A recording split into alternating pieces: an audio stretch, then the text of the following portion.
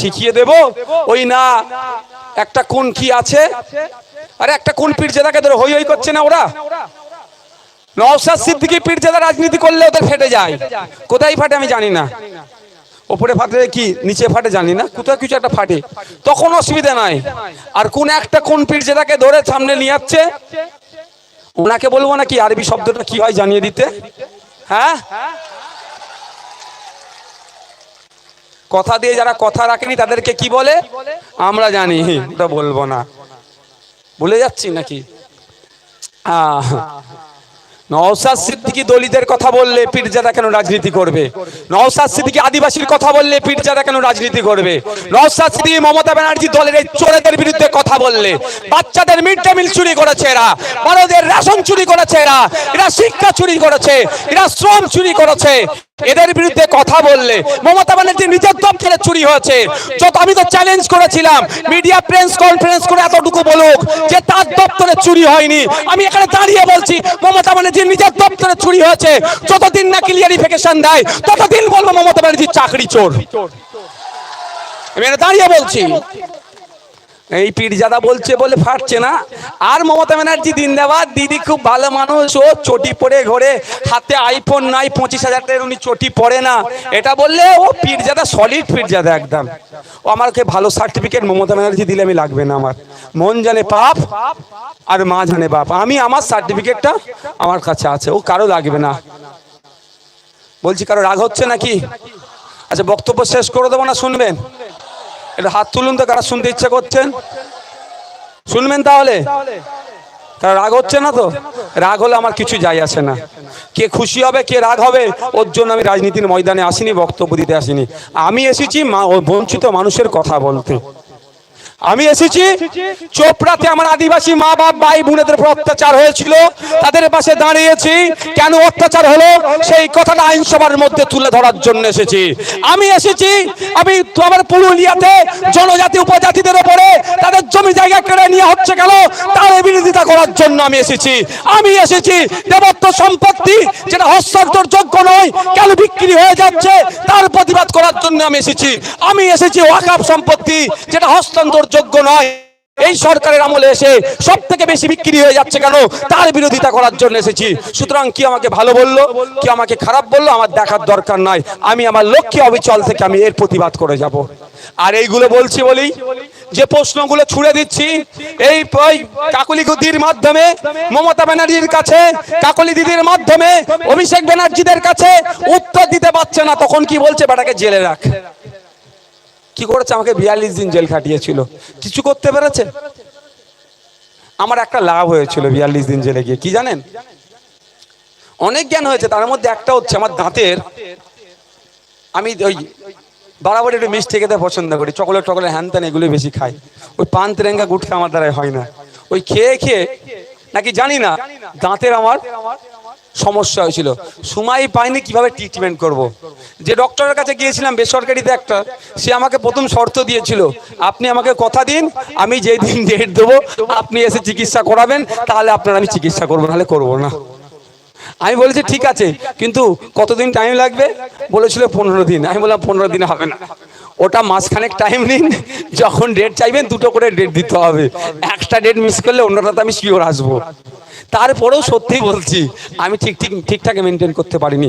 যখন আমাকে ধরলো, ধরে জেলের মধ্যে নিয়ে গেল কলকাতা সেন্ট্রাল লকআপে, তারপরে কোর্টে তুললো, কদিনের ঠিক যে পিসি দিয়েছিল, আমি একটা অফিসারকে জিজ্ঞাসা করলাম স্যার কি মনে হচ্ছে, নাম তো বলা যাবে না অফিসারদের, বললে তো বিপদ। এই এখানে যারা পুলিশ বন্ধুরা আছেন আমাদের বন্ধু, তারা আমাদের শত্রু নয়, কিন্তু অনেকের ইচ্ছা থাকলেও এত উপরতলার চাপ সব ঠিক তারা কাজ করতে পারে না। কিন্তু যারা কাজ করতে পারে না তাদের ব্যর্থতা, সিট দ্বারা খাড়া রাখতে হবে, সোজা রাখতে হবে। সিট দ্বারা সোজা রেখে কোনো পুলিশ বন্ধুর উপরে যদি কোনো অন্যায় হয় আমরা তাদের পাশে থাকি, তাদের হয়ে আমরা লড়াই করব। কি ভাই? তো আমি এক অফিসারের সাথে কথা বলছিলাম, সাহেব কি মনে হচ্ছে? বললো যতটুকু ভেতরকারে খবর পাচ্ছি আপনাকে মনে হচ্ছে একটু বেশি দিন রাখতে পারে। আমি বুঝতে পারলাম যে আমার আর ভাব ভালো নয়। আমি কি বললাম, তার মধ্যে দাঁতের যন্ত্রণা শুরু হয়ে গিয়েছিল। তো আমি বললাম আমার দাঁতের ট্রিটমেন্ট করতে হবে। যে একটা অনেক কটাই ভালো পেয়েছি জেলে গিয়ে, একটা ভালো পাওয়ার মধ্যে আমার বাঁদিকে দাঁতের আমি ট্রিটমেন্ট করিয়ে নিয়েছিলাম। আমি এই জায়গা থেকে মমতা ব্যানার্জি, অভিষেক ব্যানার্জিকে ধন্যবাদ জানাই। আপনাদের জন্য অন্তত আমার একটা দাঁতের ট্রিটমেন্ট হয়ে গিয়েছিল। আর একটা দেখুন এখনো বাকি আছে, যে 1 বছর হয়ে গেল তো ভাই, 1 বছর হয়ে গেলে এখনো কিন্তু সময় করে উঠতে পারেনি। আর একবার যদি নিয়ে যায় এটা করে নেবো আমি। তো জেল খাটার আমি ভয় পাই না। আমি প্রশ্ন করে উত্তর দিতে পারে না। বিধানসভার মধ্যে দাঁড়িয়ে মাননীয় মন্ত্রীকে প্রশ্ন করেছিলাম, আপনি এত দলিতকে ভালোবাসেন, এত আদিবাসীকে ভালোবাসেন বলছেন, দলিত আদিবাসীদের কোটাতে নন দলিত আদিবাসীরা কজন চাকরি করছে, কজনের চাকরি বাতিল করেছেন, কজনের সার্টিফিকেট ধরেছেন, কজনের বিরুদ্ধে আইনত ব্যবস্থা গ্রহণ করেছেন, তার তথ্যটা দিন তো। মন্ত্রী উত্তর দিতে পারেনি, বলেছিল পরে দেবো, আজও তিনি দেয়নি। আমি বিধানসভার মধ্যে দাঁড়িয়ে আপনার আমার বাড়ির যে সন্তানগুলো ভিন্ন রাজ্যে কাজে যাচ্ছে, এখানে কাজ না থাকার ফলে আমি মন্ত্রীকে জিজ্ঞাসা করেছিলাম আমাদের রাজ্যের কত শ্রমিক ভিন্ন রাজ্যে কাজে গিয়েছে তার ডেটাটা দেন তো, তথ্যটা দিন তো। দিতে পারেনি, মাথা হ্যাট হয়ে যায়। নওশাদ সিদ্দিকীর প্রশ্নের উত্তর দিতে পারে না, সেই জন্য কি বলছে, বেটাকে জেলে রাখ। তবে আপনাদের বলে যাই, মানুষের হয়ে কথা বলবো, কৃষকের হয়ে কথা বলবো, শ্রমজীবী মানুষের হয়ে কথা বলবো, দলিতের হয়ে কথা বলবো, আদিবাসীর হয়ে কথা বলবো, মুসলিমদের হয়ে কথা বলবো, উচ্চবর্ণের কোনো মানুষ বঞ্চিত হলে তার হয়ে কথা বলবো। এই কথা বলার জন্য যদি একবার কেন 100 বার জেলে যেতে হয়, নওশাদ সিদ্দিকী 100 বার জেলে যেতে প্রস্তুত আছে, কোনো কারো কাছে মাথা নত করবে না। কেউ যদি মনে করে, শুভেন্দু অধিকারী যদি মনে করে, সুজন চক্রবর্তী যদি মনে করে, মমতা ব্যানার্জি যদি মনে করে, অধীর বাবু যদি মনে করে আইএসএফ কে তারা তাদের পকেটে নিয়ে ঘুরবে, এই স্বপ্ন তাদের বিতা হবে। আইএসএফ স্বতন্ত্র দল, আইএসএফ না মোহাম্মদ সেলিম সাহেবের কথাতে চলবে, না মমতা ব্যানার্জির কথাতে চলবে, না অধীর রঞ্জনের কথাতে চলবে, না আপনার শুভেন্দু অধিকারীর কথাতে চলবে। কারো কথাই আইএসএফ চলবে না। আইএসএফ এর চলার পথটা হচ্ছে সোজা এগিয়ে যাবে, মানুষের অধিকার নিয়ে সোচ্চার হবে। এই চলার পথে যদি লাইক মাইন্ডেড কেউ আসে তাদেরকে সাথে করে নিয়ে চলবো, কিন্তু চলতে গিয়ে যদি কেউ আমাকে সাইড চাপে তাকে আমরা পাত্তা দেব না। আমরা আমাদের মতো এগিয়ে যাবো, সে সাইড চাপে সে পেছনে থেকে যাবে। এখন কষ্ট হচ্ছে না অনেকের, কিচ্ছু করার নাই, কিচ্ছু করার নাই ভাই। আমরা আমাদের মতো লড়াই করব, বলেছিলাম বারবার ঐক্যবদ্ধ লড়াই করুন, কিন্তু কি দেখলাম, ঠিক তার উল্টো টাইম, ঠিক তার উল্টো। তাই ভাইদের বলবো,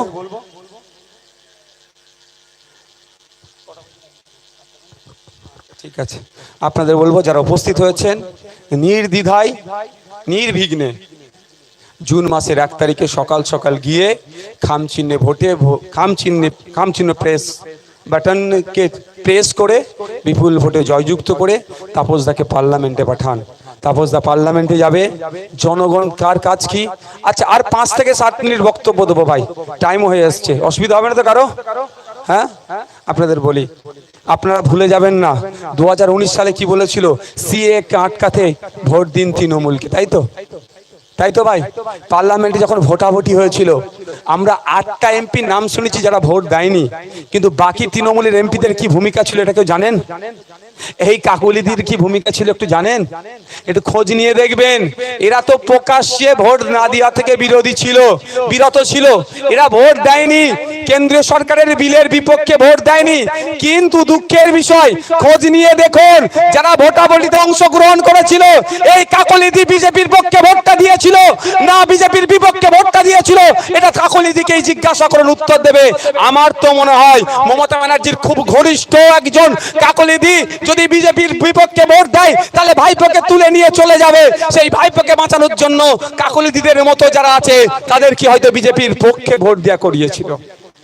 কারণ তথ্য বলছে যে ভোটগুলো পড়েছে তাদের কাউন্টিং এর বেশি ভোট পড়েছে, বুঝতে পারছেন তো? তার মানে তাই আগামী দিনে আপনাদের অভাব অভিযোগ, একটা এমপির কাজ কি, আপনাদের যে অভাব অভিযোগগুলো আছে সেগুলো পার্লামেন্টে জানানো, সেখানে কনসার্ন ডিপার্টমেন্টাল মিনিস্টারদেরকে জানাবে স্পিকার স্যারের মাধ্যমে।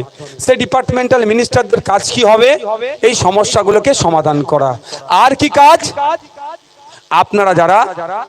আপনারা ভোট দিয়ে সরকারকে নির্বাচিত করেছেন, যে সরকার চলছে সেই সরকারের কাজ কি হবে, জনগণের উদ্দেশ্যে বিল নিয়ে আসা, বা কোনো বিল আছে সেটাকে অ্যামেন্ডমেন্ট করা, সংযোজন করা বা বিয়োজন করা, বা এই কাজ, সেই কাজ যদি জনগণের পক্ষে হয় তাহলে আমাদের তাপসবাবু গিয়ে তার পক্ষে আরো ভালো করে কিভাবে হয় তার জন্য সওয়াল করবে। আর বিল যদি এই কৃষকদের বিরুদ্ধে যায়, বিভাজনের মতো বিল নিয়ে আসে, তালাকের বিরুদ্ধে যে ধরনের ধর্মীয় ভাবাবেগকে আঘাত দিয়ে বিল নিয়ে আসার চেষ্টা করেছে, বা আগামী দিনে যদি এই ধরনের কোনো বিল নিয়ে আসে যেটা জনগণের বিপক্ষে যাবে, কর্পোরেটদের স্বার্থে যদি বিল নিয়ে আসে, তার চূড়ান্ত বিরোধিতা করার জন্য আপনাদের বলবো তাপস বাবুকে আপনারা পার্লামেন্টে পাঠান। আর কি কাজ হবে? যে পলিসি শাসক বা অন্যান্য বিরোধী দলের আইডিয়াতে নাই, সেই পলিসি ইমপ্লিমেন্ট করার জন্য বা সেই পলিসি আমরা প্রস্তাব পার্লামেন্টে রাখবো। তাই আপনাদের বলবো আপনারা ডিসাইড করুন। অনেকে ভাবছেন বিজেপিকে আটকাতে গেলে তৃণমূলকে ভোট দিতে হবে। আমি আপনাদের বলবো 2019 সালে এই ভুল আপনারা করেছেন। বিজেপিকে আটকানোর জন্য তৃণমূলকে ভোট দিলেন, কিন্তু এরা সুকৌশলে এই বিজেমূল সিট ভাগ করে বিজেপিকে বরঞ্চ আরো 18টা সিট দিয়ে, রাজ্যে বিজেপি সেই অর্থে ছিল না, রাজ্যে বিজেপিকে ডেকে নিয়ে আসলো। 2021 সালে আবার বাইনারি পলিটিক্স করলো, বিজেপি তৃণমূল ছাড়া নাকি এই রাজ্যে আরো কোনো দল নাই, বিজেপিকে আটকাতে গেলে তৃণমূলকেই ভোট দিতে হবে, আর তৃণমূলের অত্যাচারে নাকি বিজেপিকে বেছে নিতে হবে। এই একটা হাওয়া তৈরি করে দিল। এই হাওয়ার ফলে অনেকে মানুষ ভুল বুঝে এই বাইনারিকে ধরতে না পেরে সারা রাজ্যের মানুষ কি করলো, কেউ ভাবলো যে তৃণমূলের অত্যাচার থেকে বাঁচলে বিজেপিকে ধরলে ভালো হবে, আর কেউ ভাবলো বিজেপিকে আটকাতে গেলে তৃণমূলই নাকি গ্রহণ করতে হবে। দিনের শেষে আমরা কি দেখলাম?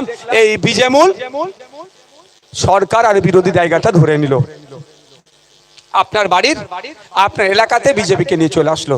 ধন্যবাদ জানাবো ভাঙড়বাসীকে।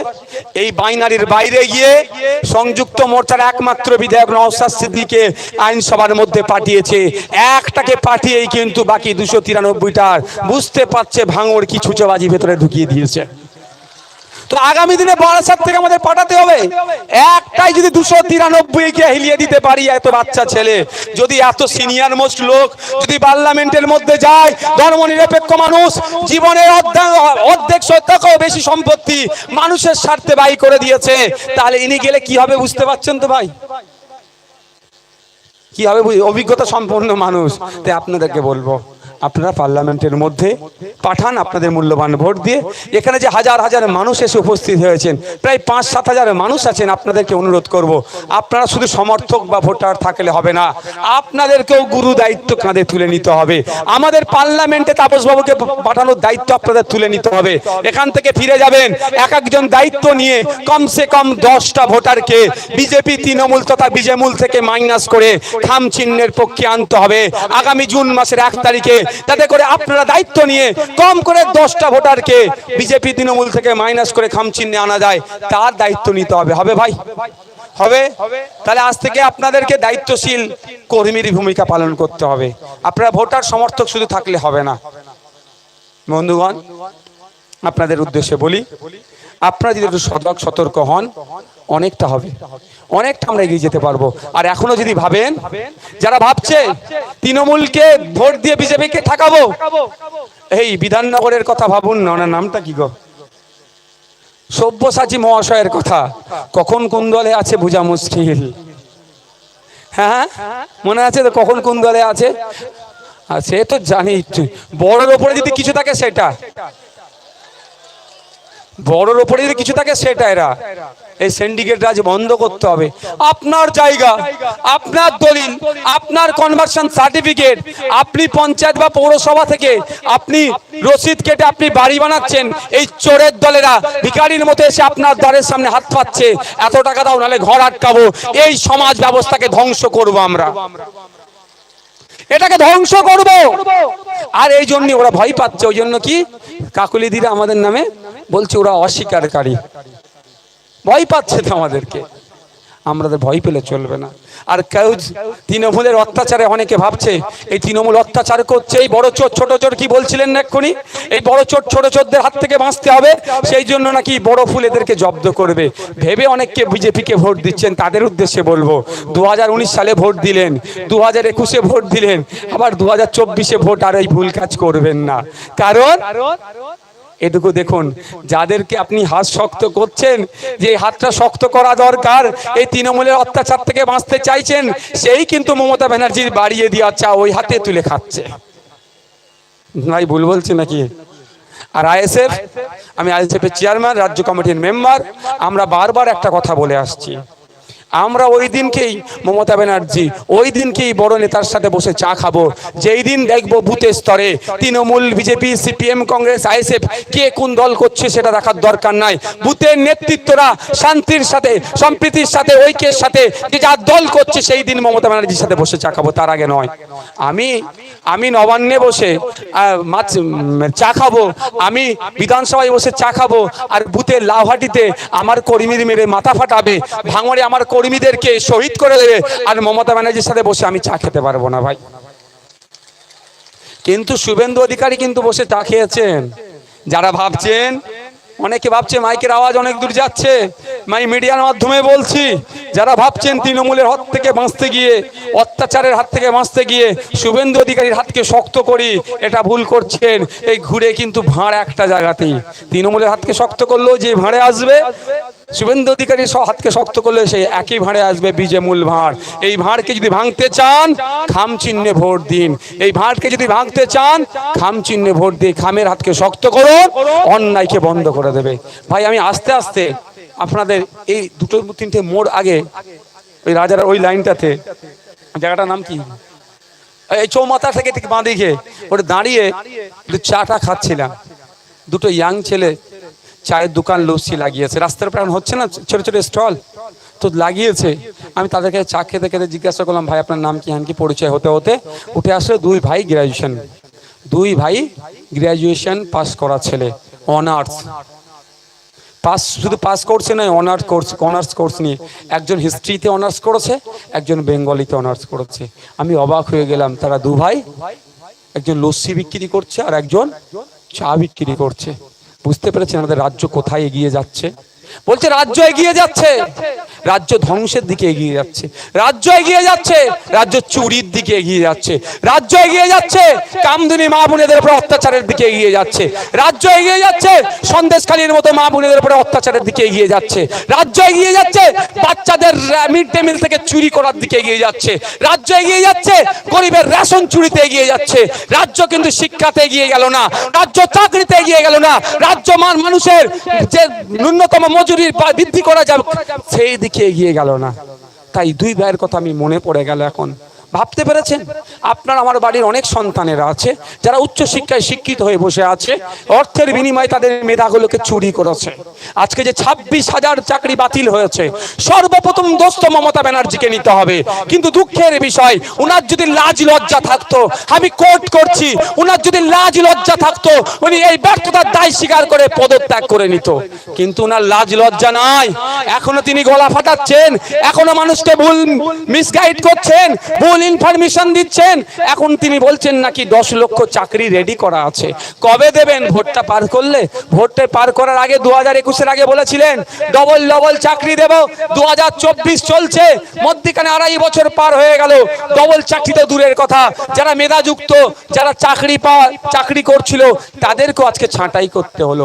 আজকে তৃণমূলী বন্ধুরা অনেক কথা বলছে, 26,000ই কি দুর্নীতিগ্রস্ত ছিল? ওটা তো আমিও বলছি ভাই, 26,000 তো দুর্নীতিগ্রস্ত ছিল না। কোর্ট বারবার জানতে চেয়েছে, আপনারা শুনে রাখুন, কোর্ট বারবার জানতে চেয়েছে। এ দেখুন মনে রাখবেন, আমি যদি ভুল কথা বলি, এই যে বক্তব্য দিচ্ছি, এই বক্তব্য রেকর্ড হচ্ছে, এখানে ইলেকশন কমিশনের লোক আছে, আমি যদি একটা শব্দ ভুল বলি, অভিষেক ব্যানার্জি কিন্তু আমাকে ছেড়ে কথা বলবে না ভাই, শুভেন্দু অধিকারী ছেড়ে কথা বলবে না, মমতা ব্যানার্জি ছেড়ে কথা বলবে না।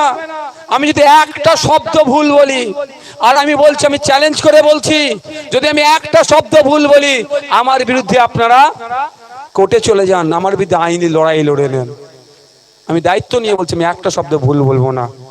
আমার যতটুকু জ্ঞান আছে বা লোকের কাছ থেকে জেনে সত্যটা বলার চেষ্টা করব। আমি এখানে মিসগাইড করতে আসিনি। কোর্ট বারবার বলেছিল যে আপনার বৈধ কারা, বৈধ কারা, কারা সঠিকভাবে চাকরি পেয়েছে। কোর্ট বলেছিল পে স্লিপের মাধ্যমে প্রত্যেকটা চাকরিজীবীদের কাছে ইনফরমেশন করে দেওয়া হোক। এই মামলা চলছে, কোর্ট ২৬,০০০-এর বাড়ি বাড়ি গিয়ে বলতে পারে না। কোর্ট বলেছিল রাজ্য সরকারের মাধ্যমে সমস্ত পে স্লিপের মাধ্যমে সকলকে ইনফর্ম করুন এবং কারা বৈধ তাদের লিস্ট দিন। বারবার চেয়ে চেয়ে চেয়ে হাঁপিয়ে গিয়েছে, একাধিকবার চেয়ারম্যানকে তলব করেছে, কিন্তু দুঃখের বিষয় অপদার্থ এসএসসি অপদার্থ রাজ্য সরকার সে ডেটা দেয়নি, যে বাতিল হয়েছে। আপনার আমার বাড়ির যে সন্তানগুলো মেধার যুক্ত সন্তানগুলো যারা বৈধভাবে চাকরি পেল, তারাও আজকে সামাজিকভাবে লাঞ্ছিত বঞ্চিত হচ্ছে। আমি অনুরোধ করব যারা মেধাযুক্ত তাদেরকে আপনারা নিয়ে খিল্লি করবেন না, তাদের পাশে থাকুন, তাদের পাশে থেকে আওয়াজ তুলুন। যারা মেধাযুক্ত কোর্ট অর্ডার দিয়েছে যত দ্রুত সম্ভব মেধাযুক্ত গুলোকে আবার নিয়োগ করা হোক, তার আওয়াজ তুলুন। আর সাথে সাথে সরকারকে বলুন যে ২৬,০০০ বাতিল হয়েছে, এর মধ্যে অনেক মেধাযুক্ত ছিল, এই টোটাল বাতিলের দায়ভার আপনাকে নিতে হবে। এর জবাব আমরা কিন্তু ভোটের মাধ্যমে আপনাকে দেব। আপনার আমার পাড়ায় অনেক আছে, মথুরাপুরে তৃণমূলের যিনি এমপি পদপ্রার্থী, এই ইলেকশনে যিনি প্রার্থী হয়েছেন, তিনি সোনার টুকরো ছেলে, তিনি সোনার টুকরো ছেলে। কদিন আগে পেপারে দেখছিলাম তিনার নামে এত টাকা তোলার মামলা আছে, মানে অভিযোগ আছে, কোর্ট তাকে বারবার নাকি ডাকছে। শুধু তাতেও ক্ষান্ত হয়নি, পুরো পরিবার সমেত একদম দুর্নীতি করেছে। ওনার স্ত্রীর চাকরি বাতিল হয়ে গেছে। এই ২৬,০০০-এ ওনার স্ত্রী ছিল। আবার অভিষেক ব্যানার্জি স্নেহধন্য বগলে করে নিয়ে ঘুরে অভিষেক ব্যানার্জি ওনাকে শুনছিলাম, মানে বুঝতে পেরেছেন। আর অভিষেক ব্যানার্জি কি বলছে, স্বচ্ছতার প্রতীক। স্বচ্ছতা শব্দটাই লজ্জা পাবে এদের নাম নিলে সাথে। এই অভিষেক বাবুদের নাম নিলে আর স্বচ্ছতার কথা বললে, সততার কথা বললে এই শব্দ দুটো লজ্জা পাবে, যে অন্তত এদের সাথে আমার নামটা জোড়াচ্ছেন, আমার এটাকে জোড়াবেন না। তো মথুরাপুরের যিনি প্রার্থী হচ্ছেন তৃণমূলের, তার স্ত্রীর চাকরিও বাতিল হয়ে গেছে, দুর্নীতি করে নিয়েছিল। এ ধরনের অনেকের আছে। আমি আপনাদের বলছি, তা আমরা যদি আমাদের ভবিষ্যৎকে না ঠিক করতে পারি, তাহলে আমরাই কিন্তু দায়ী থাকবো। ভবিষ্যৎকে কিভাবে ঠিক করবো আপনার হাতের মধ্যে আছে। আপনার ভবিষ্যৎ কি করবেন আপনার হাতের মধ্যে আছে, সেটা পাওয়ার, ভোটের পাওয়ার। আমি আপনাদের একটা কথা বলি, মোদিজি কি বলেন, তা মোদিজির দলের ভক্তরা কি বলেন, আমাদের প্রধানমন্ত্রী নাকি চাওয়ালা প্রধানমন্ত্রী। জানি না তিনার চায়ের দোকানটা কোথায় ছিল, তিনার হাতে চা কারা খেয়েছিল, এখনো খুঁজে আমি পেলাম না। একটা মানুষ কেউ উনি বলুক যে মোদিজি চা ঢেলে দিয়েছিল, আমি কিনে খেয়েছিলাম, কেউ আছে? আজও পর্যন্ত দেখতে পেলাম না। ঠিক যেভাবে মমতা ব্যানার্জির ডক্টরেট চাকরি ডিগ্রিটা কি ইস্ট জর্জিয়া ইউনিভার্সিটির ডক্টরেট ডিগ্রিটা যেরকম পৃথিবীতে ওই রকম ইউনিভার্সিটি খুঁজে পাওয়া যায়নি, ঠিক মোদিজি কোথায় চা বিক্রি করেছেন বা কে চাটা খেয়েছেন সেই রকম একটা মানুষকে খুঁজে পাওয়া গেল না। বুঝতে পারছেন তো? কিন্তু একটা জিনিস, এটা তো অস্বীকার করা যাবে না, উনি নিজেকে চা বিক্রেতা দাবি করার পরে আমি বলছি চাওয়ালা দেশের প্রধানমন্ত্রী হতে পারে, এটা অস্বীকার করা যাবে? আমি ওনার কথাটা সত্যই ধরে নিলাম তর্কের খাতিরে। কতটা অসত্য সেটা সারা ভারতবর্ষের মানুষ জানে কতটা অসত্য। তর্কের খাতিরে সত্য ধরে নিল। তাহলে বলুন, একজন চা বিক্রেতা দেশের প্রধানমন্ত্রী হতে পারে, কিভাবে হয়েছে? উনি কিভাবে হলেন? ভোটের মাধ্যমে তো। তাহলে মানুষ চেয়েছে দেশের প্রধানমন্ত্রী হয়েছে, মানুষ চেয়েছে রাজ্যের মুখ্যমন্ত্রী, মানুষ চেয়েছে মিনিস্টার হয়েছে, মানুষ চেয়েছে এমএলএ এমপি হবে, মানুষ চেয়েছে প্রধান উপপ্রধান সমিতির সভাপতি জেলার সভাধিপতি হবে। মানুষ চাইলে সব হবে। তাহলে মানুষের হাতে তো সর্বোচ্চ ক্ষমতা। আগামী 5 বছর আপনি কেমন থাকবেন, আপনার হয়ে কে কথা বলবে পার্লামেন্টে, দেশের যেখানে আইন তৈরি হয় সেখানে যদি আপনার লোককে পাঠাতে চান তাহলে এই বিজেমূলের ফাঁদে পড়বেন না। আপনাদের কাছে অনুরোধ করছি, আর কোনো সিংহ চিহ্ন দিকে দেখার দরকার নাই। আপনাদের কাছে অনুরোধ করছি, খাম চিহ্নকে পার্লামেন্টে পাঠান আপনাদের প্রতিনিধি হয়ে। আগামী 5 বছর আপনাদেরকে বুক আগলাবে, আপনাদের জন্য যত ঝড় ঝাপটা আসবে নিজেকে সহ্য করে আপনাদের হয়ে কথা বলবে। কোনো সিংহ চিহ্ন থেকে শুরু করে কোনো সিম্বলে হাত দেওয়ার দরকার নেই, কারেন্ট মেরে দেবে একদম। শুধুমাত্র কোন চিহ্নতে দেবেন? চুপচাপ খাম চিহ্নতে দেবেন।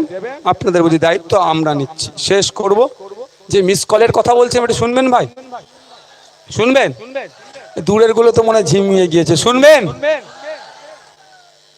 মিস কল মেরে রেখেছে। তৃণমূলের যে 42টা এমপি সিট দিয়েছে তো ভাই, সর্বপ্রথম আমি এই জায়গা থেকে চ্যালেঞ্জ করছি, এখান থেকে কলকাতার মধ্যেই তো, এখান থেকে কালীঘাট তো বেশি দূর নয়, আমি এখান থেকে চ্যালেঞ্জ করছি তাপস, ওনার নাম কি তাপস, যে বিধায়ক তার নামটা কি, তাপস চ্যাটার্জি মহাশয়ের মাধ্যমে আমি মমতা ব্যানার্জির কাছে একটা বার্তা পাঠাতে চাইছি।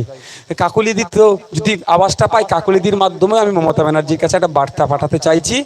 আমাদেরকে ভোট কাটুয়া বলছেন তো, আমরা নাকি বিজেপির সুবিধা করে দেবো বলছেন তো, আপনাকে আমরা একটা বার্তা দিতে চাইছি। আপনি একটা 10 টাকা 50 টাকা 100 টাকার স্ট্যাম্প পেপারে লিখে দিন যে 42টা প্রার্থী আপনারা দিয়েছেন, এই 42টা প্রার্থীর মধ্যে যারা জিতবে একটাও তৃণমূল ছেড়ে বিজেপিতে যাবে না, এটা লিখে দিন। তাহলে 17টা প্রার্থী আইএসএফ তুলে নেবে। কি বলছি বুঝতে পেরেছেন? ছোটখাটো বিষয় নয়, 17টা প্রার্থী আইএসএফ তুলে নেবে। কিন্তু ওখানে আইএসএফ এর পক্ষ থেকে একটা শর্ত থাকবে। শর্তটা কি? যদি একটা গেছে পা পিছলেছে, তার দায়ভার আপনাকে নিতে হবে এবং আপনাকে মুখ্যমন্ত্রীর পদ থেকে পদত্যাগ করতে হবে। এটা লিখে দিতে পারবে? লিখে দিতে পারবে? আমি আপনাকে বলছি উনি লিখে দিতে পারবেন না, ওই কনফিডেন্স ওনার মধ্যে নাই। উনি ওনার বাড়ির কাছেই নিজের কনফিডেন্স হারিয়ে যাচ্ছে। শুনছি অভিষেক বাবু আর মমতা ব্যানার্জি কে মুখ্যমন্ত্রী হবে সেই নিয়ে নাকি আলোচনা চলছে। মমতা ব্যানার্জি নাকি চাইছেন না, যদি সত্যতা নেই, আমি শুনেছি, শোনার কথা। কিন্তু একটা কথা আমরা ভুলে যাচ্ছি না, 21 সালে 2021-এ বিধানসভা নির্বাচনের সময় ওনার পায়ে নাকি কে ওনাকে মেরে দেওয়ার চেষ্টা করেছিল, ওনার পায়ে আঘাত পেয়েছিল। আজকে 3 বছর হতে চলেছে। দুঃখের বিষয়, আমার রাজ্যের মুখ্যমন্ত্রী যিনি প্রাণঘাতী হামলার সম্মুখীন হয়েছিল, কে হামলা চালালো তার চাঁদ মুখটুকু আমরা একটু দেখতে পেলাম না। বুঝতে পারছেন না কে হামলাটা চালিয়েছে? আমার দেশের রাজ্যের মুখ্যমন্ত্রীর যদি যেতে হামলা চালাতে পারে, তাহলে নাগরিক আমরা কতটা অসুরক্ষিত। কিন্তু যে অপদার্থ হামলা চালিয়েছে তার তো জেলে রাখা দরকার। তার এখন 3 বছর তো তার তো শাস্তি হয়ে যাওয়ার দরকার ছিল। কিন্তু সে কে? সেই সোনার টুকরোটা কে যে আমাদের রাজ্যের মুখ্যমন্ত্রী উপরে হামলা চালিয়েছিল? তাকেও আমরা দেখতে চাই, তার সাহস কত দেখতে চাই। কিন্তু দুঃখের বিষয়, আমিও ভাই ক্লান্ত হয়ে গেছি, সেটা কে দেখতে পেলাম না। কিন্তু ওটাকে নিয়ে তিনি ভোট চাইলেন। তারপরে কি আসলো? কোথায় আপনার বর্ধমান থেকে ফিরছিল, 200 স্পিডে নাকি একটা গাড়ি এসে এমন ধাক্কা মেরেছে, ওনার ড্যাশবোর্ড খুলে নাকি ওনার মাথায় লেগে মাথা ফেটে গিয়েছিল। এবার শোনেন ভাই, আমাদের উনি যে গাড়িটাতে চেপেছিলেন ওটা টয়োটার ফরচুনার ছিল সম্ভবত। টয়োটা কোম্পানি যদি বাংলা ঠিকঠাক বোঝে, মেন মালিক এই এখানকার যারা দায়িত্বশীল আছে, বাংলা থেকে ওই ভাষায় ট্রান্সলেট করে না ইংলিশ করে পাঠালে আলাদা জিনিস, যে আমাদের রাজ্যের মুখ্যমন্ত্রীর বদনাম হয়ে যাবে। বাংলায় যারা চাকরি করছে আমাদের রাজ্যেরই তারা তো, যে আমাদের এই তথ্যটাদেরকে দেবো, বদনাম হয়ে যাবে, হয়তো নাও দিতে পারে। কিন্তু টয়োটা গাড়ি যদি জানে মালিক কোম্পানি বা যারা মেন জায়গায় আছে, তারাও কিন্তু ভয় পেয়ে যাবে যে তাহলে নতুন করে ট্রেনিং, মানে যে ম্যানুফ্যাকচারিং যেখানে হচ্ছে গড়বড় ছিল। আর না হলে মমতা দিদি যে টয়োটা ফরচুনারে চেপেছিল ওটা ডুপ্লিকেট টয়োটা ছিল। বুঝতে পারছেন না?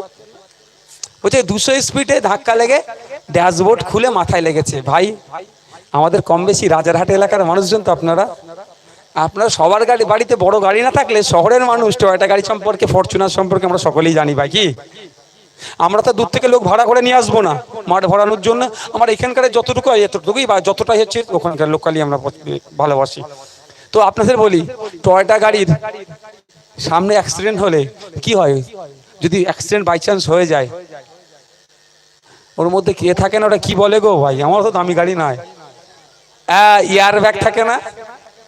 ড্যাশবোর্ডে মাথা ঠোকার আগে ওখান থেকে এয়ার ব্যাগ খুলে ড্যাশবোর্ড আর মানুষের মধ্যখানে এসে যায় না? 1 নম্বর কথা। দ্বিতীয় কথা, এমন অ্যাক্সিডেন্ট হলো ড্যাশবোর্ড খুলে গেল, সামনেটা ভালো থেকে গেল। হয় উনি ডুপ্লিকেট টয়োটা ফরচুনারে চেপেছিলেন, আর না হলে তিনি অসত্য কথা বলছেন, দুটোর মধ্যে একটা। তা সেই বিষয়টা অনেক বেশ কিছুদিন হলো। যেটা লেটেস্ট হয়েছে সেটা হচ্ছে ওনার বাড়ি থেকে শুনলাম, ওনার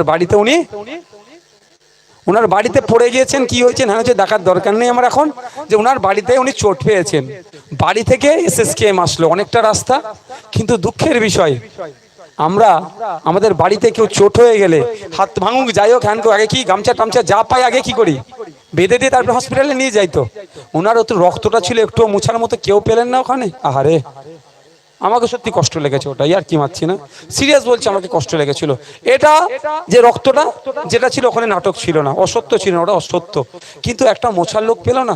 দ্বিতীয় কথা, ওখান থেকে এতটুকু আসলো, আপনারা কদিন আগে শুনেছিলেন মমতা ব্যানার্জির এক ভাইপোর বিয়ে হচ্ছিল পাহাড়ে, প্রায় 130টা ডক্টর নিয়ে গেছিল, না এক ধরনের কটা ডক্টর নিয়ে গেছিল, ওটা নিয়ে খুব আলোচনা হয়েছিল তো ভাই। তারপরে তৃণমূলের পক্ষ থেকে যুক্তি কে দিয়েছিল, জেড প্লাস সিকিউরিটিতে ডাক্তার থাকে, বেশ ভালো কথা।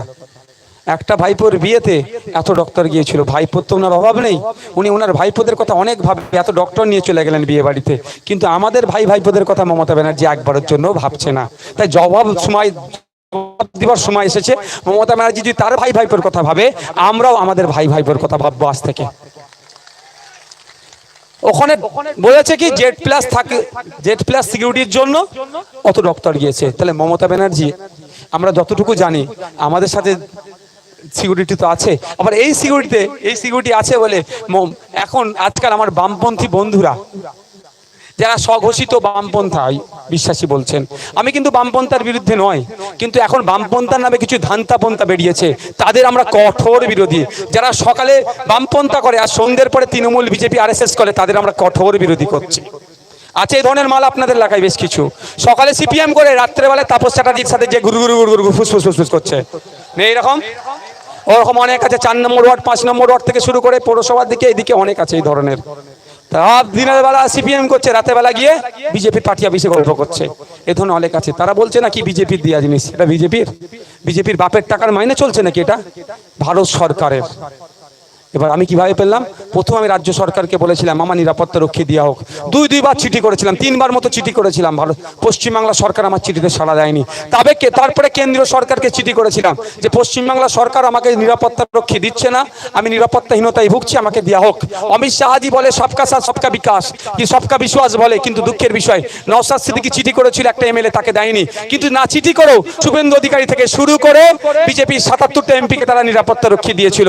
আমি চিঠি করে রেখা পাত্র মহাশয়কে দিয়ে দিল, কিন্তু নওশাদ সিদ্দিকী একজন নির্বাচিত জনপ্রতিনিধি, আমি চিঠি করার পরেও আমাকে দেয়নি। তারপর আমি অবশেষে কোর্টে গেলাম, কোর্টের পেনের খোঁচা দিয়ে অমিত শাহ আমার নিরাপত্তাকে আটকে রাখতে পারেনি, আমি নিয়েছি।